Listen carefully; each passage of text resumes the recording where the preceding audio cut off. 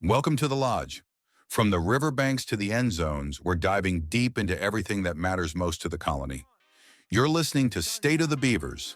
I'm your host, Brian, and whether you're a diehard alum, a nature enthusiast, or just here for the ecosystem, we've got you covered. Today on the show, we're breaking down the latest headlines, checking the pulse of the community, and asking the big questions that define our state today. Grab your gear, a beer, and settle in. It's time to gnaw through the noise. This is the State of the Beavers, starting right now.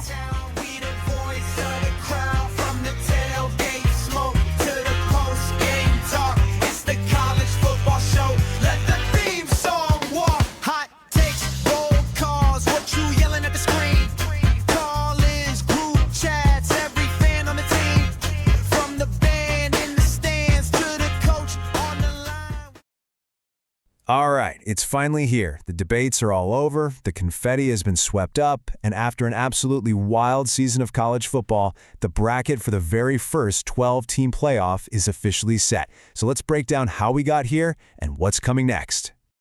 And man, what a bracket it is. It's not at all what we were expecting. Just one single weekend of championship football completely flipped the script, and it created some of the most fascinating matchups we could have asked for. Okay, so first things first, let's just look at the finished product, the official 12-team bracket. Then we'll hit rewind and get into the absolute chaos that led to this. And there it is, your top 4 seeds, Duke, Georgia, Texas Tech, and Penn State. They've all earned that critical first-round bye, so they get to kick back and relax while the other 8 teams go to war. And look at these first-round games. You've got the ultimate Cinderella, Boise State, taking on a stunned Ohio State. You have a total toss-up between SMU and Arizona State, a classic showdown with Michigan heading to BYU, and a straight-up brawl between Oregon State and Florida State. So you're probably looking at that and thinking, wait a minute, how did we get here? Because if you were paying attention last week, you know this is a massive, massive shakeup. Championship weekend wasn't just exciting, it was pure, unfiltered chaos. I mean, just look at the difference one weekend can make. On the left, that was the projection. Georgia and Ohio State were sitting pretty with their byes locked up. On the right, that's the chaotic reality. Georgia got knocked down to the number 2 spot, Ohio State plummeted all the way to 5, and Penn State stormed into the top 4. Even the last team in flipped, with Toledo getting bumped for Boise State. It's the question everybody's asking. How on earth did 2 of the most dominant teams all year just stumble right at the finish line? Well, let's take a look at the games that turned this whole playoff bracket completely upside down. It all started with the big one. In the SEC Championship, Georgia wasn't just a favorite over Arkansas, they were nearly a 10-point favorite, the undisputed number 1 team in the country. But Arkansas didn't just win, they dominated. They dropped 42 points in a stunner that sent shockwaves through the entire playoff picture and knocked Georgia right off the top perch.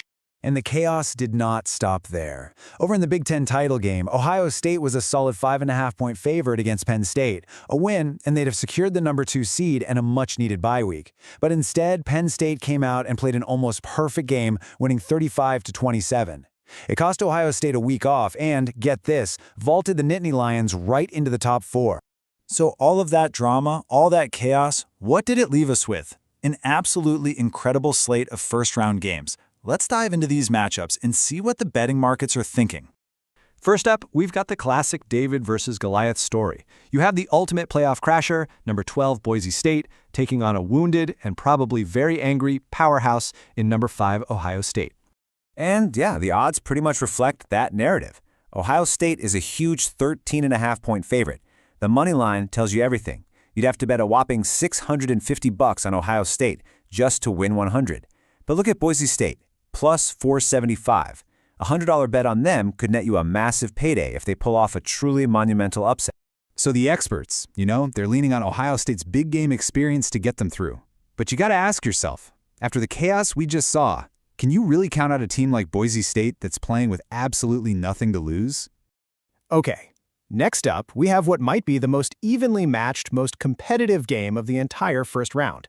The 9th seed SMU versus the number 8 seed Arizona State. The odds tell you everything you need to know here. Arizona State is favored by only 2.5 points. I mean, that's basically a coin flip. The odds makers are expecting this one to go right down to the wire, maybe even to the final possession. And the story of this game? It's a classic clash of styles. You've got the high-flying, super explosive offense of SMU, and they're going up against the disciplined, methodical, grinded-out approach of Arizona State. So what wins? Pure speed or pure strength? All right, let's move on to our next showdown, one that features two of the most historic programs in the sport. Number 11 Michigan is traveling to Provo to take on number 6 BYU. With that home field advantage, BYU is a solid 6-point favorite, but you cannot sleep on Michigan here. That plus 190 on the money line, that tells you they are considered a very, very dangerous underdog, more than capable of going on the road and pulling off the upset. And that brings us to our final first-round game, a really compelling battle between number 10 Oregon State and number 7 Florida State.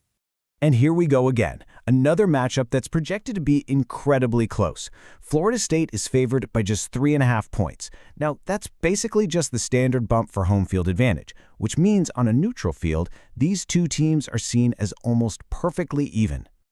So the key in this game seems to be Oregon State's style. They are a physical, tough team that knows how to slow a game down and just keep it close. The big question is whether that physicality can hold up for a full 4 quarters against the raw speed and talent of Florida State. Okay, so we've broken down the first-round battles. Now let's zoom out a little bit and look at the bigger picture. What does the full path to the national championship down in Miami actually look like for these teams? Well, it's a 4-step gauntlet. You got to win your first-round game, then somehow survive a quarterfinal against a rested top seed, battle your way through the semifinals, and then finally play for it all in the national championship. For those 8 teams playing this week, it is a 4-game marathon to glory. And looking ahead, this is where it gets really interesting. These are the projected betting lines for the most likely quarterfinal games. And the most fascinating thing on here? Even after losing to them, Ohio State would still be favored over Penn State in a rematch. Meanwhile, you can see the other top seeds, Duke, Texas Tech, and Georgia, are all expected to be heavy favorites to advance. So, the stage is set. We've seen chaos completely rewrite the script, we've broken down the opening round battles, and we can see the long road ahead. The only question left is, who is going to survive this brutal bracket and be the last team standing in Miami? The journey to find out starts now.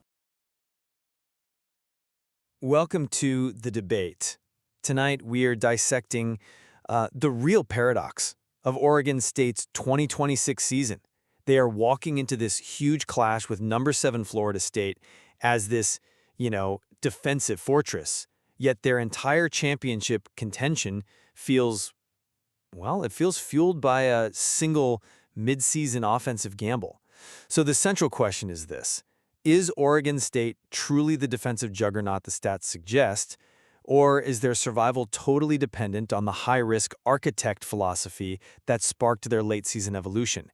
I'm arguing that without Coach Caleb Ward's calculated volatility on offense, this team is already sitting at home. See, and I have to push back on volatility being the virtue here. When you really peel back the layers of this 12-win run, the bedrock isn't some offensive gamble. It's a historic defense that has racked up, 40 sacks? Oregon State is an old-school grinder that's just masquerading as a modern spread team. My fear is that Florida State presents a systemic threat to that identity that we haven't seen since October. But you can't separate the identity from the pivot. That is the lens we have to view this game through. Go back to Week 8. The team's 5-1. Most coaches would just coast on that record. Ward does the unthinkable. He benches Malik Murphy for Gabari Johnson. That isn't just a roster change. It's a burn the boats moment. And the payoff was immediate. Combustion, 52 points on Iowa State, a 45-0 shutout of Washington State. That isn't just grinding. That is the birth of a modern offensive machine. It's flashy, I'll give you that. It's definitely flashy. But look closely at that Iowa State game you just mentioned. That blowout was fueled by, kickoff returns and defensive scoop and scores. The defense allowed the offense to play loose because they provided such a massive safety net, allowing only 16.1 points per game all year. I mean, if you look at the Week 2 win over Fresno State, a 6-3 rock fight, that is the team's true DNA. They win by strangulation, not by scoring. I think you're underselling Johnson's role in elevating the scheme, though. He didn't just manage the Bible offense, he expanded its geometry. Look at Week 11 against Minnesota. 20 of 25 passing, 4 touchdowns. Then you compare that to Week 14 against Washington State, where he adds 3 rushing touchdowns. He gives them a dual-threat dimension, the ability to punish teams with his arm and his legs, that Murphy simply didn't offer. He also offers a dimension of chaos that should terrify you against a team like Florida State.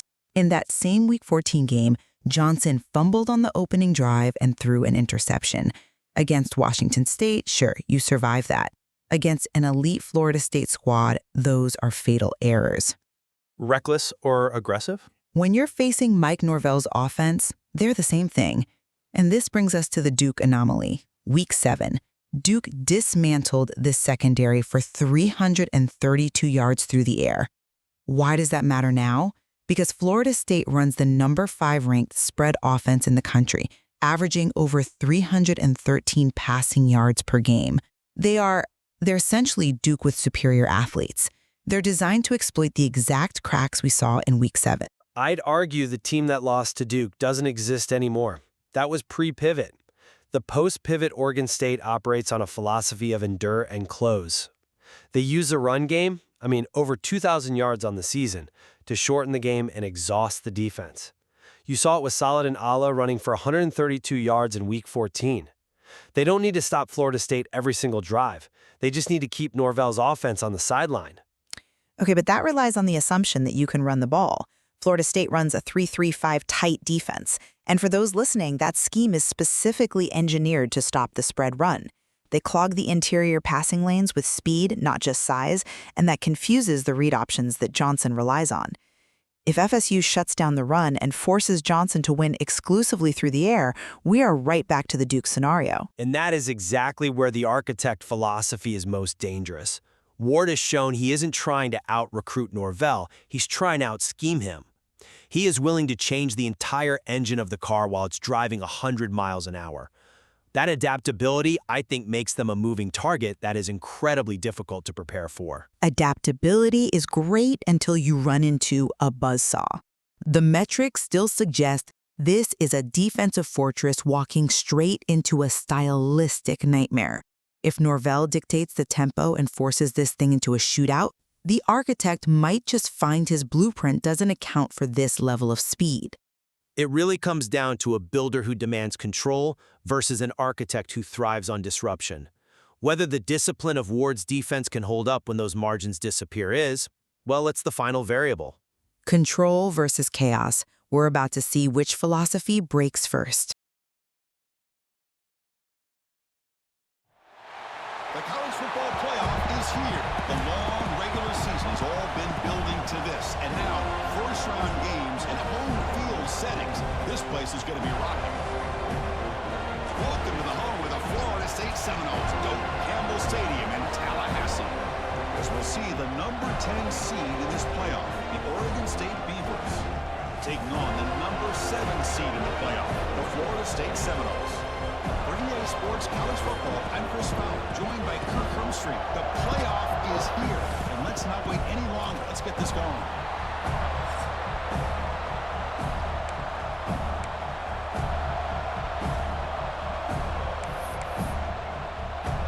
The kickoff team is out there, and here we go. The college football playoff about to get underway. Fielded in the end zone. It's Card. And it'll be tackled right at the 20. That's a good job by the coverage team. So the Oregon State Beavers offense will be the first up today. So in year 2 of the 12-team playoff, we get to see these 4 on-campus first-round games. Now last year, Kirk, visiting teams like Tennessee, Indiana, SMU didn't look ready for the occasion. They got overwhelmed early and could never recover. And Chris, if you flip it over to the other side, the teams that were at home, Ohio State is a team that really stands out. They had that disappointing loss to Michigan.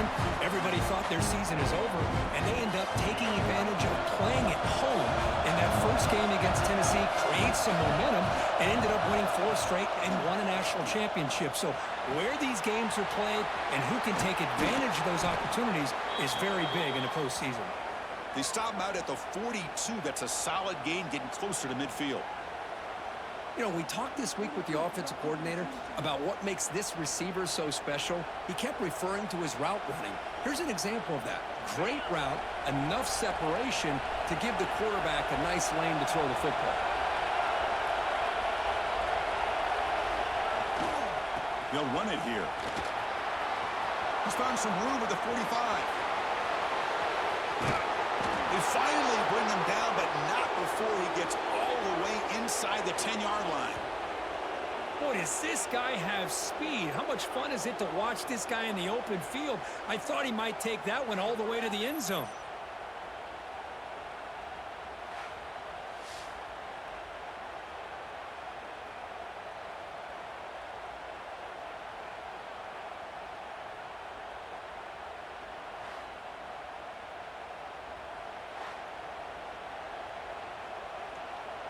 So that huge gain quickly sets up a 1st and goal just inside the 10.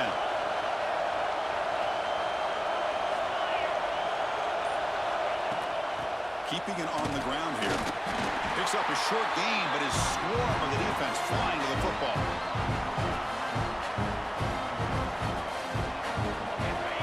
Listen to the crowd energy here in the early going. This is a tough environment for visitors. Dropping back, it's Johnson. Looking to scramble. Touchdown, Beavers, as they claim the lead in this playoff game. This offense comes out, immediately gets points on the board. Welcome to the playoff. Man, that's coming out on the field with a purpose. Look, it's playoff time. Everything you prepare for is earned here and now. And that opening drive was the fruits of that preparation. BAT is good. They jump in front, 7-0. Kickoff team out there. They are fired up after just scoring a touchdown.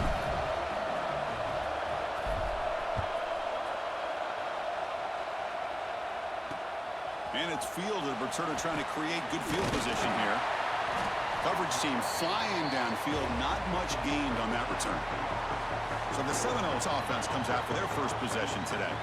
Kurt, let's check the impact players in this game. Guys who have been leaders, guys who are being counted on to deliver today. Well, these are the guys that both these teams rely on, as you said, to be able to make the plays. And more importantly, when it gets into that point in the game where you need to be able to have some leadership, these are the men that are going to have to step up and be able to provide that for each team.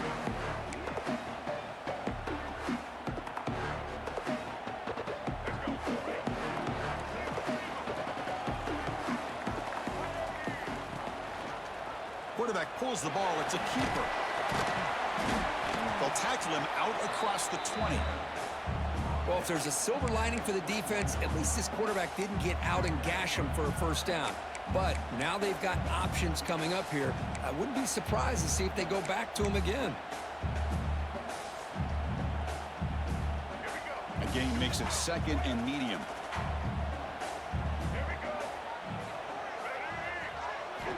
There's the snap. Quarterback setting up to throw.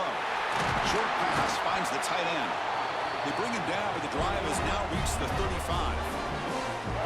Well, this is what coaches love to see. Quarterback with the ability to read the defense properly and then just get it to the open man. Sometimes it sounds simple, but it's tough to execute. This time we have good recognition by the quarterback. Then he gets it down to the tight end. You can see what he can do after the catch.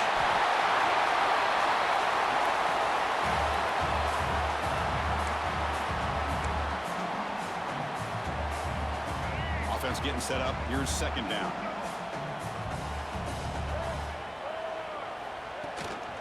They'll try the ground game here with the running back.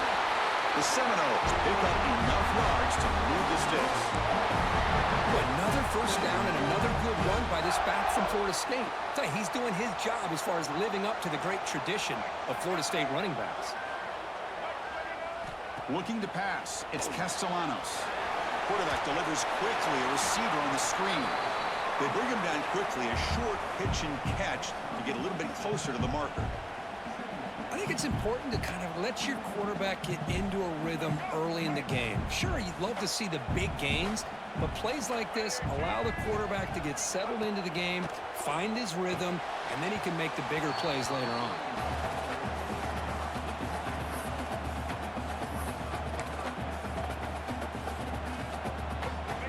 So off the incompletion, it sets up a 3rd down and 3. Looking to pick up the first down through the air. That one is incomplete. The defender was right there, and it brings up 4th down now. And the Noles will line up to punt it away.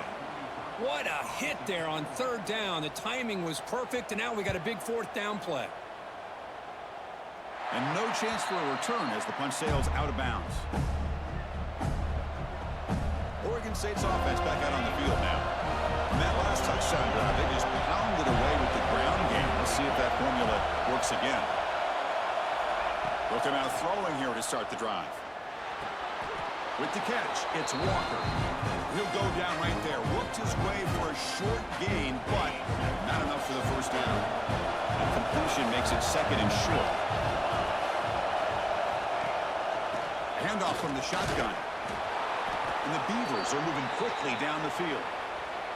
Chris, I just love to see this offensive line and this running game able to establish themselves. This back is already over 50 yards. We're in the first half, so really good job of establishing the run game.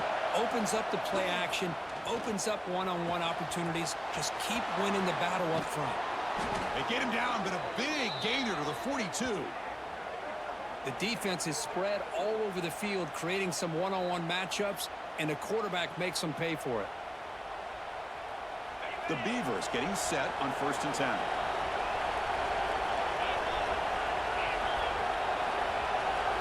Scanning the field, it's Johnson.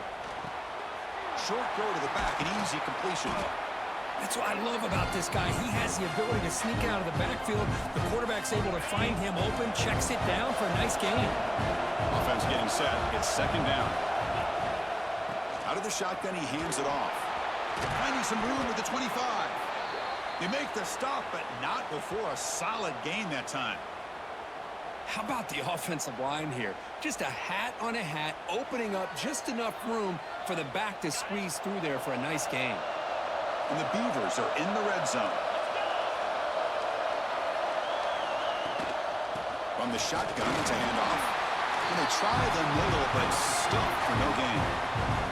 That's an excellent effort here by this defense, staying in their run fits. They holding their own at the line and making the tackle. The offense just couldn't get enough of a push to get anything going there. And the pass is complete to the tight end. And he goes down right there. That's more than enough for a first down. Offense coming to the line. They might have a chance for a couple more plays before we reach the end of the quarter.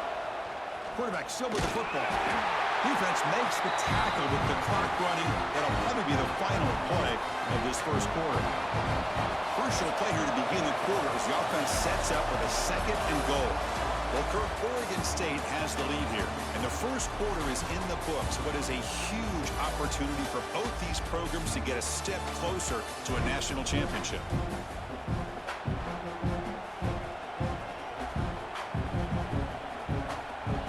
Nothing on first down, so now it's 2nd and goal from the 6. Quarterback looking to pass here on 2nd down. Caught near the goal line.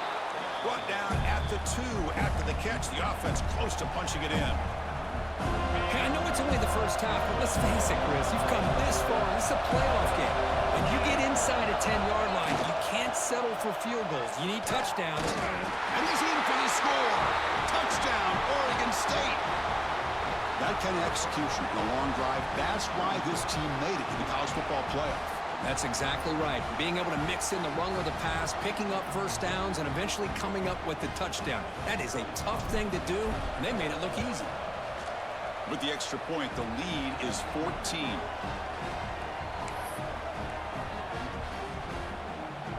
So after putting up the touchdown, the kickoff team is out there to boot it away.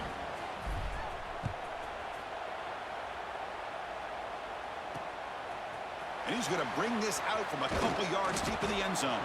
Makes it to the 16. That's good coverage there. And here comes the Florida State offense on the field. They came up empty on the last possession, forced to punt it away. Can they begin to click now? And the wideout goes in motion. Looking to throw. It's Castellanos. That's caught. It's White. And the defense swarms. Not much of a gain on that completion. And the Seminoles will hustle to the line here to run the hurry-up. Quarterback wants to throw it on 2nd down. Not the accuracy we expect from this senior quarterback. He threw it behind the receiver.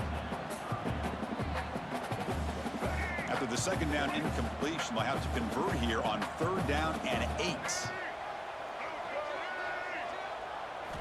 Drop Dropping back, looking to throw for the first down. He lets it go on the move, looking deep.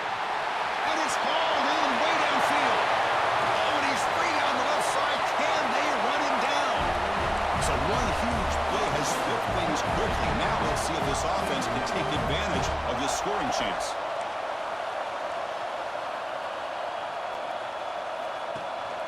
Handoff here from the shotgun. Going absolutely nowhere. That'll be a loss on the play. That back just had nowhere to go. Got to give credit to the defense and their run fits on that play. Looking to pass here on second down. That's going to be incomplete. A lot of contact. No flag. Brings up third down. Chris, I thought he had his hands on that football. I thought he was going to come down with it. But give the defense all the credit with a big hit to knock that ball loose. Now in third and very long, looking to throw. Incomplete for a third straight play. Hey, it's an incompletion, but it's a nice job by the quarterback. I know it didn't pan out, but the most important thing is he didn't turn the football over and he didn't take a sack. It'll give your kicker a chance to put some points on the board if they opt for the field goal here on fourth down. And it sails right through the middle of the uprights. A solid kick. Boy, this guy has such a strong leg. No problem. Up into the net from 50 plus. They come away with 3 points on the drive, and now the kickoff team will boot it away. Fields it just outside the goal line. He'll be tackled at the 18. That's good coverage there. Oregon State's offense drops back out on the field. They were able to punch it in the end zone last time, looking to do the same thing here to see if the defense can make adjustments. They'll try to run inside, but nowhere to go. Chris, textbook job by the defense surrounding the runner and preventing that play from being bounced to the outside. Off the play fake, looking to throw the football. He fires it down the middle. Oh, and he dropped it over the middle and some traffic there. Now brings up third down. Chris, I don't know, man. I think he gets across the middle. He starts thinking about those linebackers and safeties. Got a little bit nervous. Lost his concentration and drops the ball. Quarterback looking to scramble. Scoots out of bounds after a nice pickup on that running play. Nice job of this defense taking away the primary receiver, even the second and third option. But the quarterback's legs are the difference. They almost kept him short, but instead, he gets that first down. They tackle him right at the 35-yard line. Chris, it's the consistency of this back that has given this defense fits. They've got to come up with some changes up front. This guy's already over 50 yards, and if he keeps running the way he is, not only is he having a great day, but it's going to give this quarterback a chance to hit some big plays downfield off play action. Talking about quickness, that play is absolutely blown up in no time. Chris, I don't know if that's a misassignment by the offensive lineman or just really good instincts there by the defender, but that play is blown up right at the snap. Dropping back, it's Johnson. He escapes the pocket. He's got room to run. He'll head out of bounds after a solid gain on that run. These are the kind of plays that keep defensive coordinators up at night. You spend so much time putting your plan together to stop the pass, and then nobody accounts for the quarterback on a run. Makes the throw across the middle of the field. It's a bullet, but incomplete. That's a misfire there, Chris. This passing game has got to be able to get into sync and find a rhythm. Second down after the incompletion.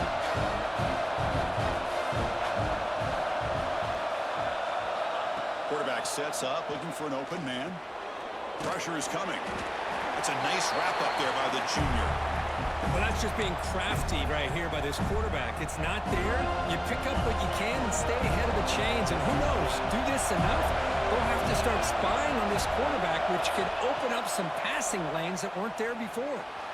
He's going to pull it down and run. He'll avoid the tackle there with a slide. What a heads-up play here by this quarterback. Everybody's covered downfield. He keeps his poise. No big deal. Just calls his own number and gets the first down. And most importantly, he slides at the end of the play. Lots of time left in this one, so he's got to protect himself. Defense cannot get off the field. The long drive continues. Play Action fake, looking to throw. Oh, pass rush gets home. Well, they're going to go with a play fake here. The only problem is no one on the defense bit at all on the play action. The results are a big sack for this defense. So here comes 3rd and long, trying to overcome that sack. This is going to be really difficult.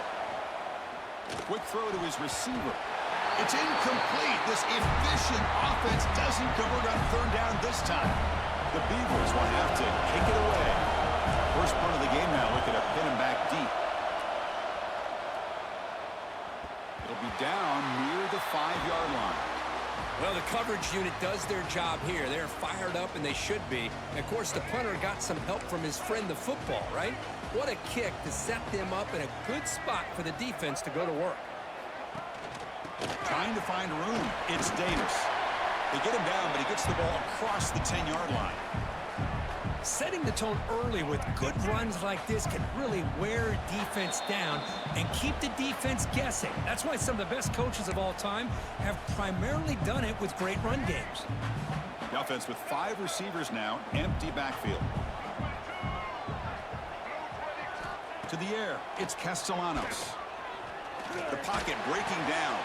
That's reeled in. It's Robinson. They wrap him up after the completion, just short of the first down marker. Well, the defense didn't have any time at all to get pressure on the quarterback. He gets the ball out of his hands pretty quickly on the hitch to the receiver. It's an option look. Look out, room to run here. He'll step out of bounds. Defense keeps that to a very short gain. We got a short pickup here, but just what they needed. This will keep the drive moving, and you know what it's going to do? Plant a seed on this defense. Anytime they run that option, beware the quarterback. Looking to throw it on first down. He cannot escape. It's a sack. The timeout is called to talk strategy. Close game here as we approach halftime. Chris, that is textbook by this defense in man-to-man coverage. Nowhere to go for this quarterback. He's looking around everywhere to find an open man. By the time he figures it out, it's a sack for the defense. And the defense brings him down. They get to the line in a hurry here for this 3rd down.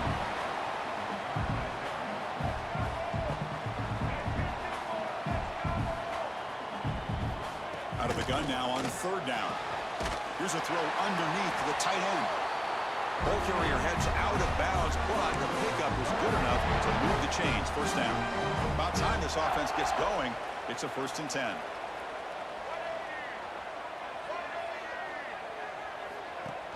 Off the play fake, looking to throw. And they hit him just as he releases the ball. It's incomplete. Anytime a quarterback's able to recognize a free rusher like that, that's what the check down is for. He has to recognize the protection issues quickly and pivot. And he's back to throw again on 2nd down. That one falls incomplete. Looking for a flag, doesn't get it. Brings up 3rd down. They come to the line, a long way to go for the first down, but needing this crucial conversion right now. Back to throw. It's Castellanos. Looking for his big tight end. Makes the grab with plenty of room to run. The offense will call a timeout. That's their 2nd of the half. The Noles come to the line to start a fresh set of downs. Here comes a first down pass attempt.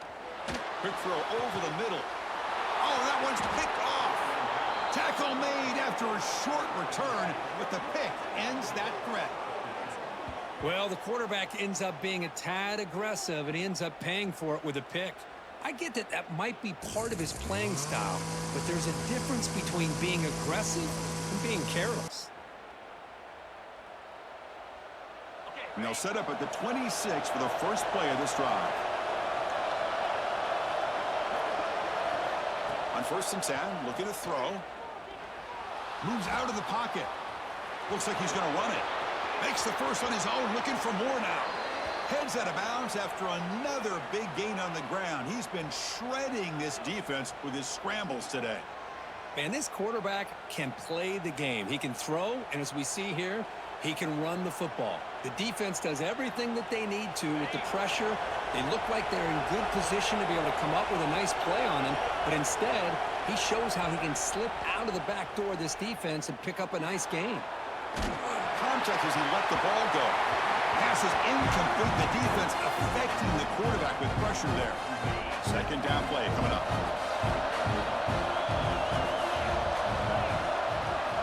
Here's the snap, looking to throw. The pass rush closing in. He'll avoid the big hit with the slide. Chris, watch him work through his progressions here. Finds the first and the second option aren't there. By the third option, he's got to pull it down and try to pick up some positive yards, of which he did, and then he slides down to avoid the big hit.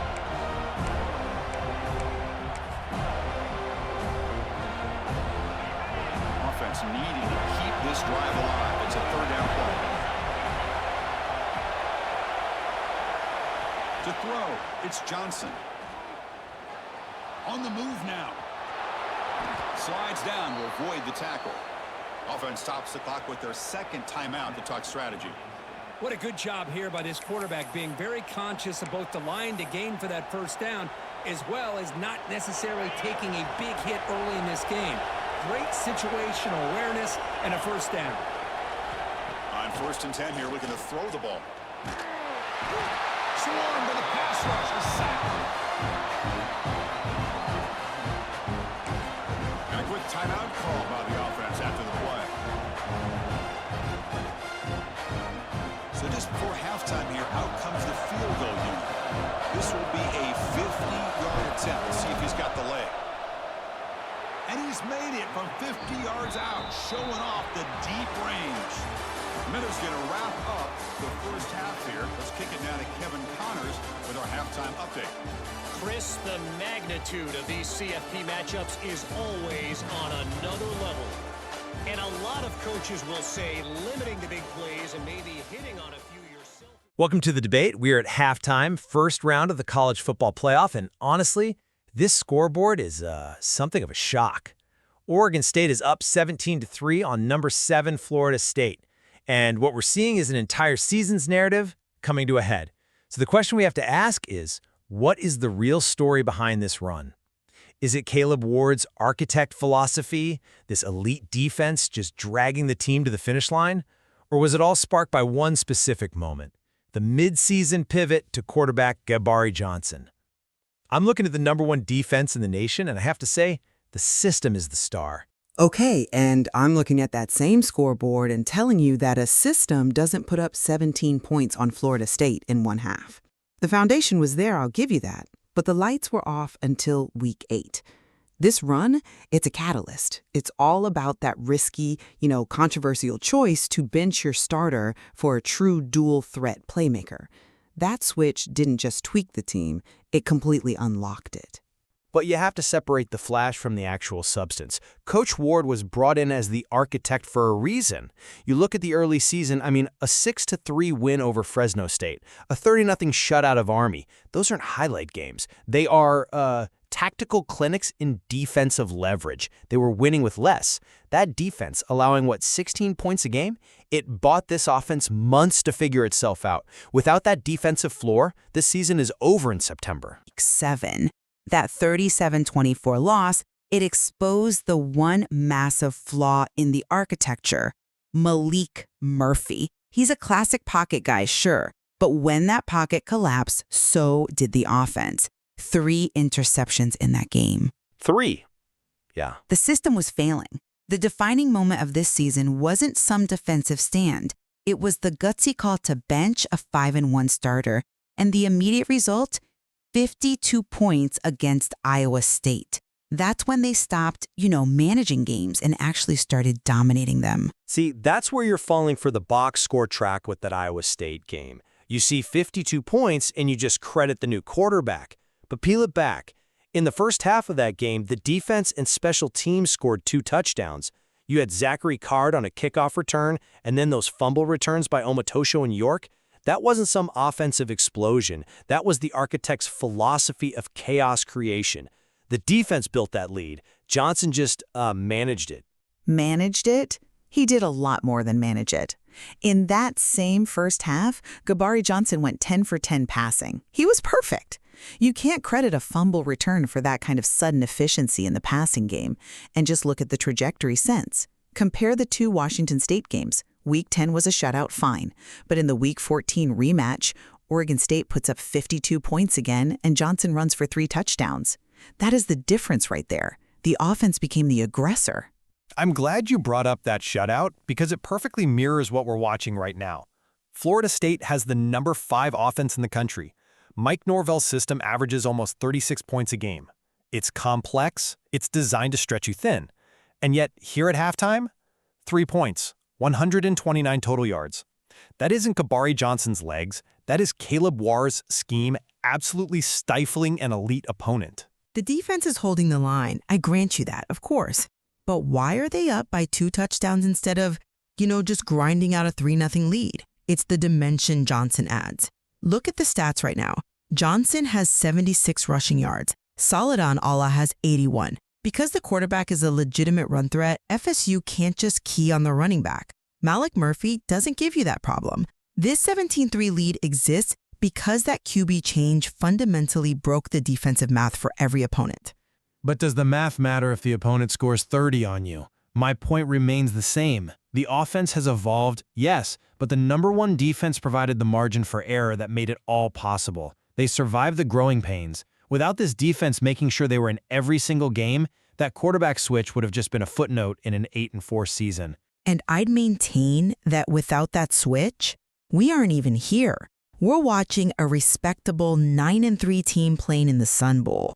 The defense absolutely set the floor, but it was the quarterback who raised the ceiling to a championship level. Well, look, I think we can align on this.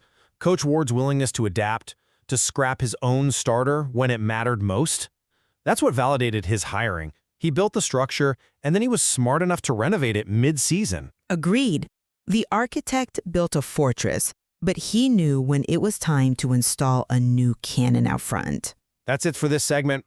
We'll be back after the break. Twice on Saturday, the offensive unit that subscribes to the less is more philosophy might be the one that leaves here today with a big fat W. I don't know about you, but I'm ready to watch this one unfold. Back to our guys in the booth. And they've got the returner corralled. And the Florida State offense heads back onto the field. They need to get things going here in the third quarter, already trailing by a couple possessions. Opening play at the drive, quick throw to the left. And this one goes nowhere. Lucky to get back to the line of scrimmage. Well, sometimes these wide receiver screens, the quarterback simply needs to play the numbers game to the outside, and he can avoid these negative plays in the future. Pretty much that simple. Looking to scramble. Quarterback gets down to avoid the big hit. The Seminoles hustle to the line to run the hurry up.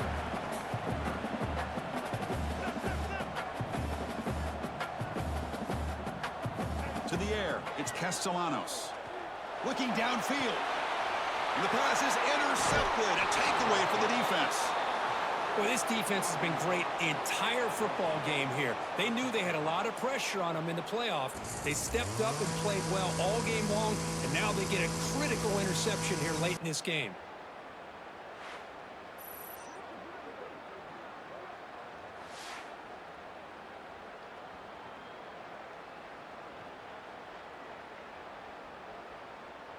Oregon State's offense back out on the field now.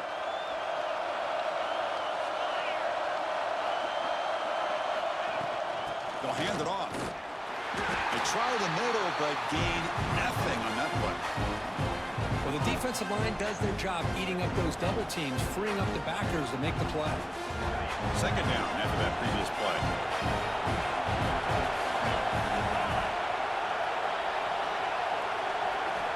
And the quarterback drops back, looking for an open man. This one falls incomplete, but it looked like the defense jumped off sides. Offside, defense.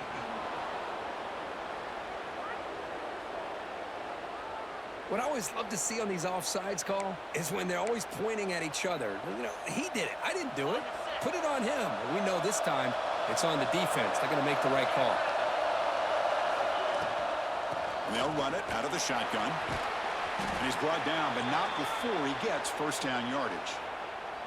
Well, much like what we saw in the first half, Chris, in this playoff game, no adjustments, go right back to giving his running back to football. He's had a monster day and continues to get positive yards. Bringing pressure. Trying to create outside the pocket, but they've got him for a sack.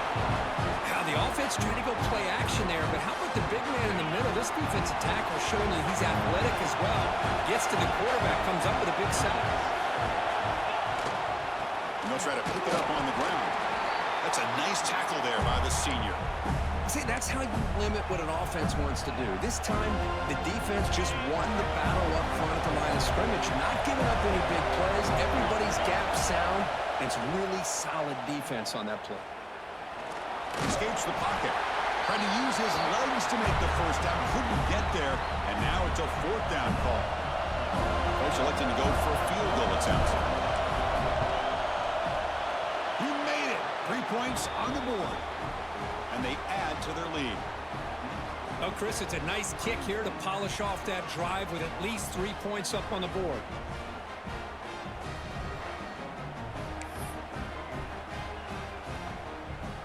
Set for the kickoff here after adding to this big lead.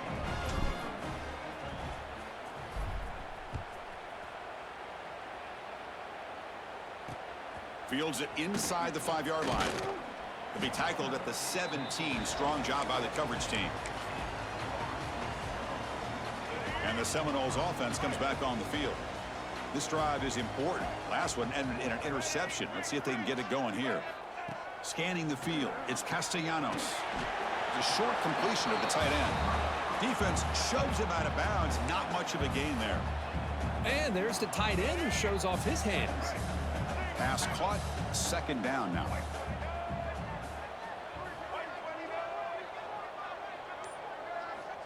Quarterback looking to connect with the receiver here. Pass ball is incomplete. There was a lot of contact. No penalty. Brings up third down. Urgency now for the offense that hates to come up empty on this drive, down multiple scores. And he'll drop back here on third down. Oh, and another incompletion. I like the call here. Third down and long. You know they're going to apply pressure. The screen game almost works, but you've got to complete the pass for your guy to have a chance to turn upfield. It's a missed opportunity there on third down and long.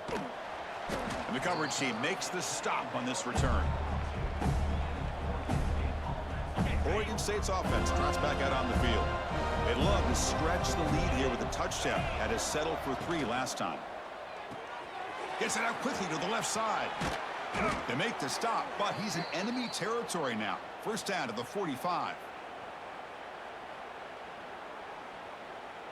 Fresh set of downs for the offense. First down.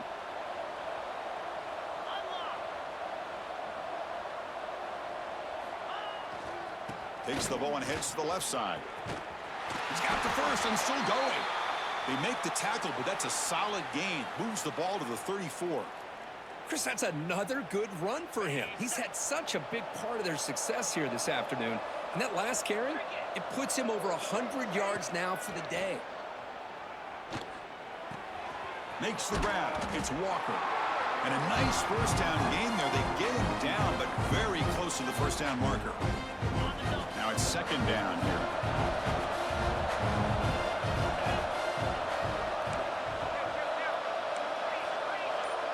Quarterback making adjustments now to what the defense is showing. Looking to throw. It's Johnson. That's going to be incomplete. A lot of contact. No flag. Brings up third down. What a hit there by the defender. Tough for the receiver to hold on to the football, but he has that kind of contact. Good, clean play by the defense. Grab behind the line. It's Card. And they bring him down at the 5. Solid gain, though, on the completion. Think about this, Chris. These guys have been working since January of last year to get ready for a dream season. They've had that. Now they're here so close into the postseason and the playoff, working with the lead. It comes down to a third down. They do their job, convert. Now they keep working that clock and getting so much closer to advancing to the next round. Second down and goal.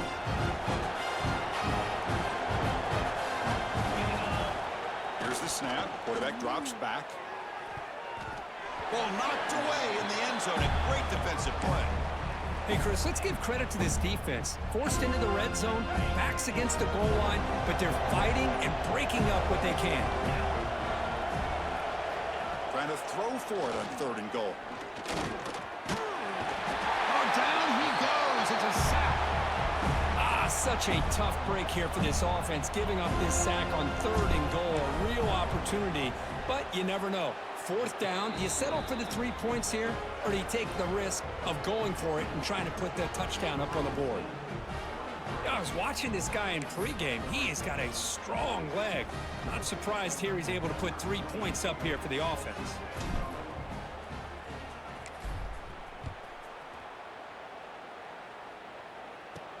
And here's the return from inside the 5.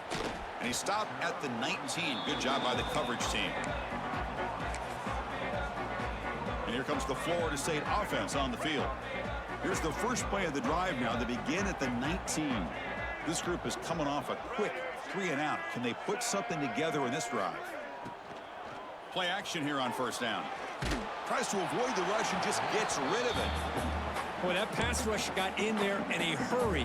Great job by this defense of disrupting the rhythm and timing between the quarterback and the receivers. Throwing off play action. Grab down the middle. It's Robinson. Defense wraps him up after the catch, but he's just short of a 1st down. Simple pitch and catch on the drag route. Quarterbacks love these routes because they're short throws, but those yards after the catch kind of pad your stats. Back to pass. It's Castellanos. Looking for the wideout. Can't hold on. Good defensive play. Brings up a 4th down. Man, on your own side of the field, you're playing a risky game here, 3rd and short. Your goal should just be keep this drive alive the best way you can sometimes is just hand the ball off to your running back and have him get behind that offensive line and go to work. Curious to see what they do now here on this 4th and short. They finally get him down, but that's a solid return. Good work by the return man. Oregon State's offense back out on the field now. Last time out, they moved the ball well, but had to settle for a chip shot field goal. Off the play fake on 1st down. Caught over the middle. It's Walker. They make the tackle, but that pass creates a solid gain. And completion makes it 2nd and short. Quarterback looks downfield to make this throw. He wants to be able to get the ball to be able to pick up enough yards for a 1st down, but instead, he gets the ball at least. It's caught, still going inside the 10. Touchdown, Beavers. They continue to roll up the score. But somebody had to bust an assignment on this touchdown. There's no way you let a guy get that open unless the defender either gets injured or he blew an assignment. That was too easy for the offense for that touchdown. And the point after is right down the middle. Well, Kirk, Oregon State has the lead here. And with 3 quarters in the books with a chance to stay alive in the playoff at stake, let's take a quick look at the stats so far.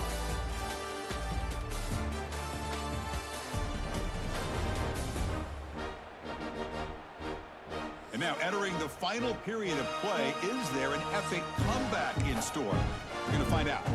Kickoff team has come on the field now to send this one away.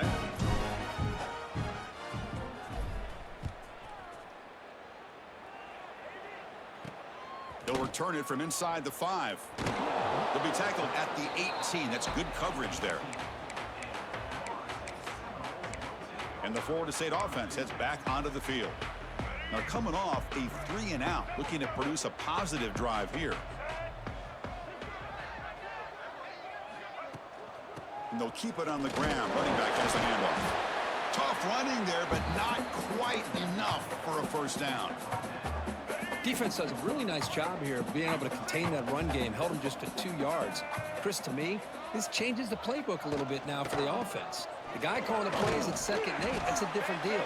Now he's got to probably thinking about going through the air instead of staying on the ground. 3rd down play, looking for a fresh set of downs. And they're moving the receiver now before the snap. To throw, it's Castellanos. Wide open downfield. Breaks loose at the 45. Oh, and he's in the clear down the left side. Can they catch him? And he takes it all the way. They couldn't stop him. Touchdown, Noles. Well, you can tell that this play caller, the offense coordinator, he's thinking about the future. He wants to see how his quarterback and how this offense wants to compete when this game's out of reach. He's going to be very happy with the result of this play. And they tack on the extra point. Got momentum after scoring that touchdown. Now the kickoff team out there to kick it away. That one bounces through the end zone, so they'll start at the 25.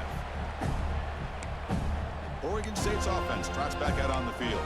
They were up double digits at halftime, and they're just continuing to roll, building on the lead here in the second half.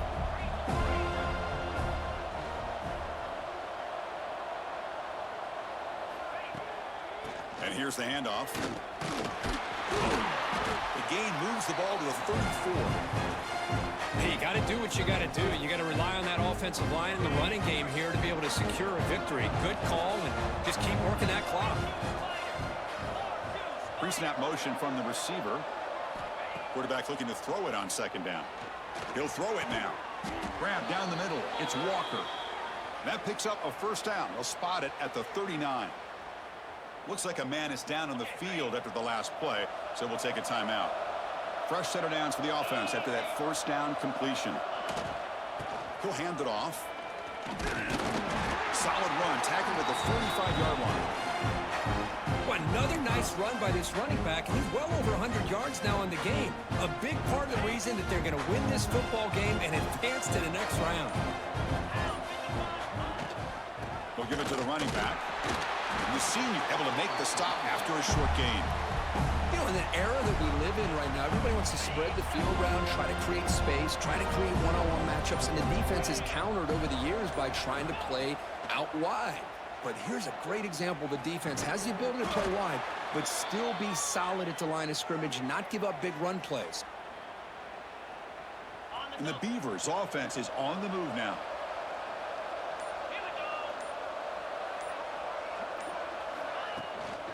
Out of the shotgun, he'll hand it off.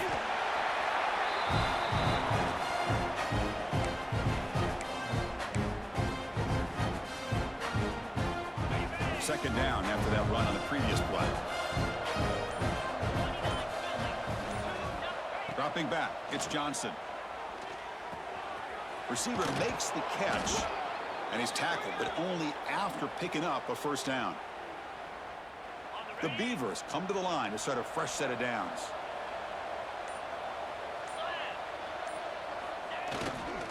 Using the ground game here, tailback has the handoff. And that's a solid gain before the defense able to bring him down.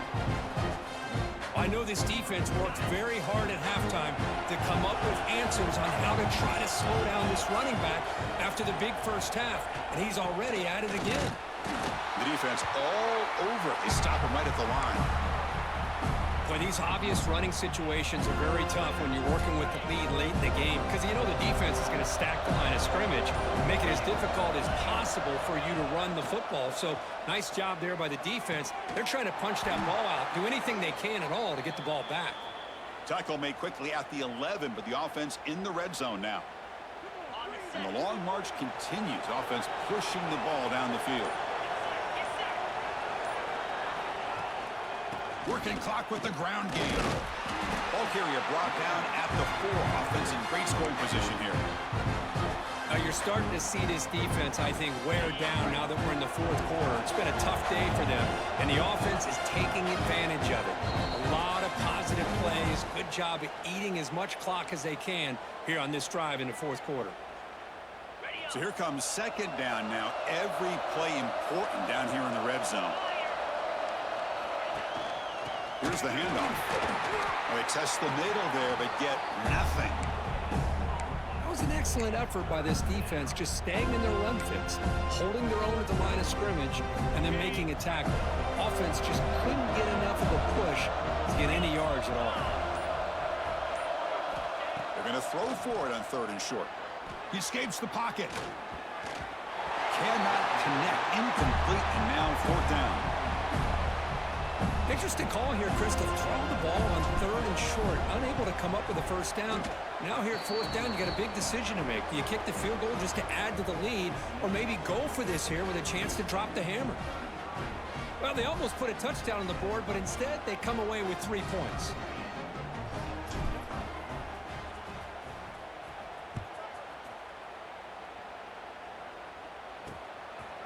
Doesn't bring the kick out. Touchback.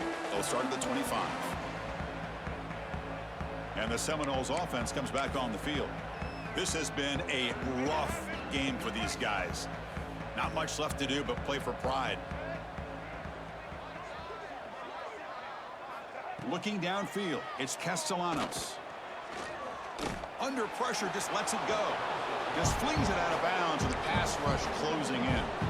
How about the defense today? They have played so well. I think the defensive coordinator put together a great plan. His kids clearly understood their scheme because they have been aggressive and attacking all game long. Here's a fumble way behind the line of scrimmage. Defense makes the recovery, a turnover. How about this defense flying in there trying to get their hat on the ball? They do, and they're able to pounce on it for a big turnover.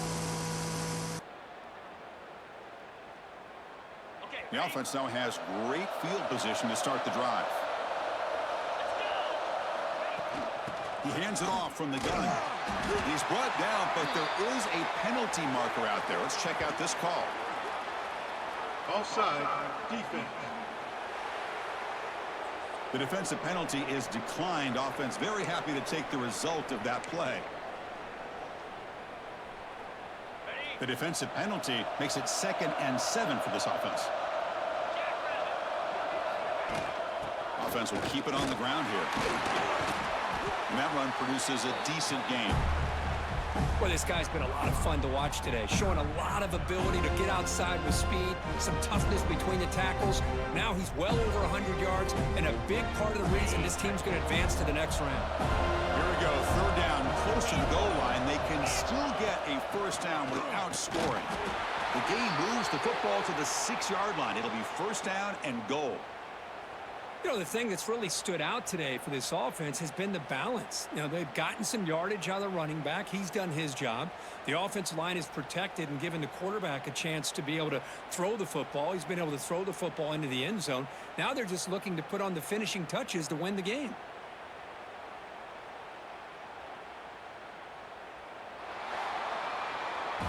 Of course, in the playoffs, it's survive and advance. This is a crucial W. Great performance, but now the stage gets even bigger. The challenges will continue going forward. Yeah, more and more pressure will grow as this team continues to win football games, but you and I have been around this team all year long. So impressed with the emotions and how they're able to contain themselves, stay focused on the task at hand. They did that again today. They advance. Cannot wait to watch and see what they can do next week.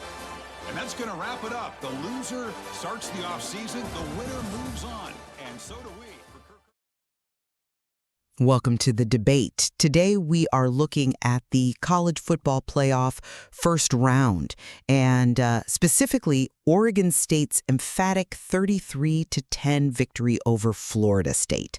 Now, on the surface, this looks like a total blowout, but the real question here is about causation.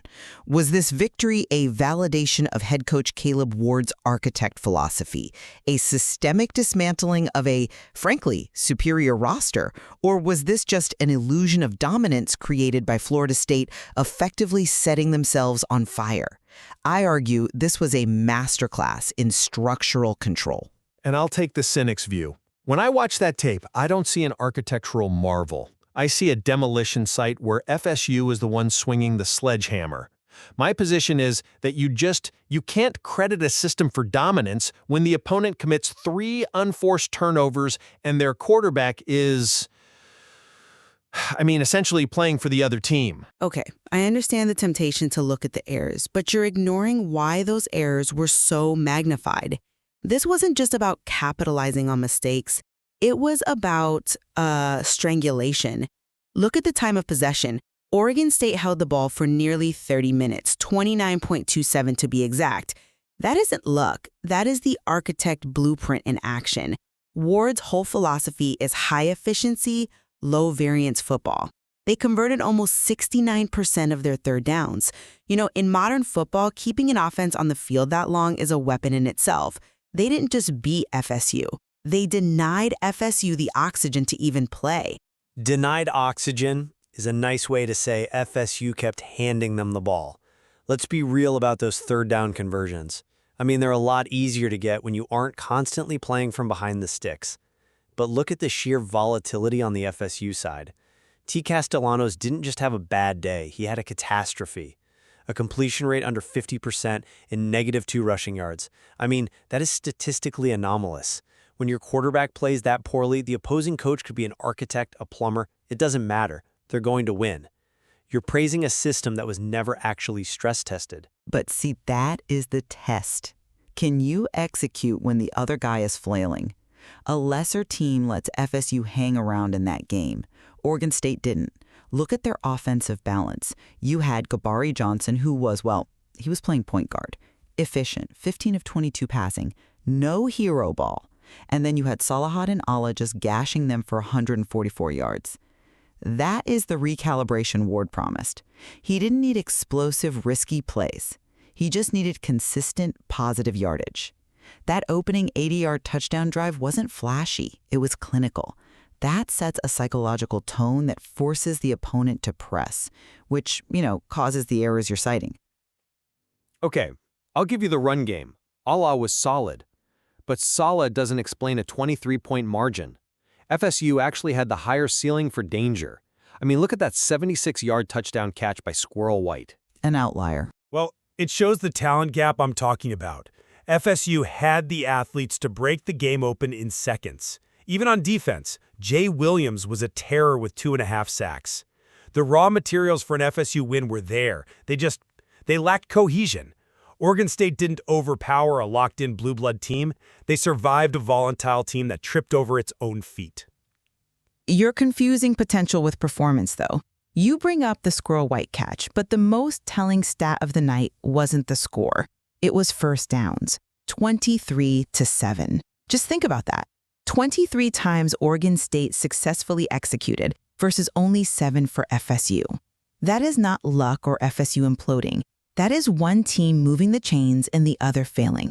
And the Beaver defense allowing only 111 rushing yards, that proves Ward's mandate to develop players faster is actually working. But context matters. You mentioned the rushing yards, but FSU actually averaged over 11 yards per carry. The problem wasn't that they couldn't run, it's that they barely tried because they fell behind and panicked. And when they did move the ball, they failed in the highest leverage moments, specifically the red zone. Going 0% in the red zone isn't usually defensive genius, it's offensive incompetence. Failing to punch it in from close range is a lack of focus, not a structural defeat. I strongly disagree. Red zone defense is entirely about discipline and scheme.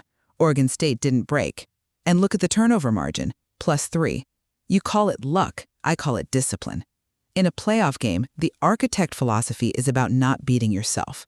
Oregon State played mistake-free football, they hit their field goals, and they converted your own red zone trips. That is the definition of a winning system. It's a winning result, sure.